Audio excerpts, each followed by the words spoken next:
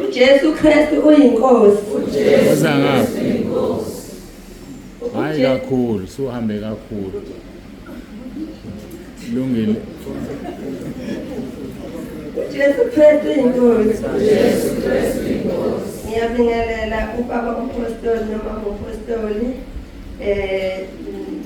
nabafundisi bonke, nobaba bonke, nomama bonke, nosonto sikole, nabasha bethu bathandekayo. Ngegama elithi uJesu Kristu uyinkosi. Igama lami ngumsenzeni ngwakwaZulu. La eMatuba bakhomba ixosho. Ngizobonga uNkulunkulu ukuthi bengina kunengane yami yazalisa ingane yangapha eSwazini, so yazala khona lapha ngahamba nayo impela kwamsane yodade yathatha ingane yahamba nayo yayibuyisa isikhulile. Ngathi ukuhlala nayo lengane isibuyisile yaqala inkathazo enganeni bese anisuke nje ihambe yohlala ekhoteni ungayazi. Abazalwane ke kwaMsane bathandekayo ayi bayathwalisana mabe ebhala kahle ethi masithwalisaneni imithwalo. Ngiyeke mangabe ey'nkonzweni zaphansi ney'nsuku ngangisuka ngabe ngisakwazi mina ukukhuleka, ngangisuka sengikhala ngoba ngangiye ngithi ngiyambikela nobaba wakwathi uzoyithatha nayo ibeke edolobheni eSwazini izobona izoshona ngaphi ngoba yena ngakwazi ukubopha ekhabonini. Bathandekayo nabanye-ke bethanda ukungizwela ngoba ngangikhathazeke kakhulu. Angizwele nomunye ethi hayi mina ngcono ngayithatha le ngane ngoyibeke egolela athi ngethaba angeke ukwazi. Ngiyofanele mina ngikhohlwa ukuthi khona ingane igazi lami elingekho la ekhaya lami elalilethiwe. Obathandekayo uNkulunkulu owangisiza ngalo mntwana uma bekhuleka abazalwane agcina athi umama uSithole hayi ake kukhulekele manje ukuthi makwazeke ukuthi yini lena ekhiphe ekhaya.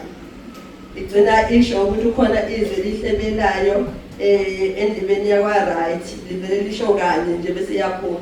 Lena ngiyaphuma ebusuku ngabo-8 ngithi mina ukwenyindlu umntwana seyihambile. So-ke umama uSithole uzothi ngenkonzweni kabhuti yake yatholakala ngalelo langa yatholakala ekuseni sizozala enkonzweni kabhuti. Athi umama uThole ingane mangize nayo lapha. Mina ngitshela ubaba umpostoli uzoyikhulekela ngimthinta umama uSithole. Umama uSithole ingane azikhulekela ngibaba umpostoli. Athi umama uSithole ingane athi nje ikukhuleko le ekhona emafonini ethu iyo kanye le kwampostoli azoyikhulekela ngayo. Inhliziyo yami ikhathazeke manje. Ngathi umama uSithole ngani futhi mina bethi mangiyisephi kahle. Ikhathazeke inhliziyo ngathi manje uJohn 14 besinoqala inhliziyo bengakhathazeki. Manje ngizobonga uNkulunkulu ukuthi le ngane selokhu yanyathela la ekhaya. Bathandekayo ayisahambi. Sekungumntwana wami. Lapha ngiyangiyandela. Ngaphandle kokubekwa izandla bathandekayo. Ngiswele imali nje nami ngithwaliwe ngaze ngese. Ngabe ngihleze ngenza nayo njalo nje. Lona wayethi uzongithathela nembekele yona le egolele. Ngaya kuye. Ngathi mina ngoba kwayelokho ekhathazeke. Ngithi mina bayakhuleka abazalwane mningi nabo. Izoba right ingane futhi le ngane igama layo uLizwi. Akazama ukushuthwa uSathane le gama elithi uLizwi lakuvela isesesiswini. Ivela ku-anti wayo singazi ngathi uthi kathi ngingale manje sebeyikhulesena watholakala ingane.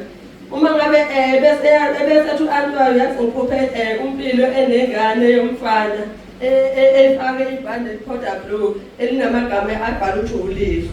So yazalwa-ke kwaba uLizwi. Ngithi mina hayi uNkulunkulu usazofeza icebo lakhe ngale ngane ngicela ningamphazamisi ngayo ngoba akaze ngikushuthe uSathane wathiwa uLizwi. Kusho ukuthi ngoba isahamba kanjeni isawona nobufakazi ukuthi dilale ey'khotheni kunamahlathi-ke kwamshayo. Ibilale ey'khotheni ilale-ke ivukile yilondo phinde fuleze lona ungayibona ukuthi ibhalishwa ubani iphinde ibe yinhle nje ibe fresh bathandekayo. Ilale ey'khotheni elinye ilanga ngangigijima khathi ngizoza nalo lapha enkonzweni ngangigijima ngigcwala imihosha yonke imvula ina ngithi mhlawumbe sishawe nanyoka isidumbu sahamba namanzi kodwa nje yafika la ekhaya bathandekayo ingane yaba nje right bathandekayo ngiyabonga kakhulu uNkulunkulu 20 Jesu Kristu inkosi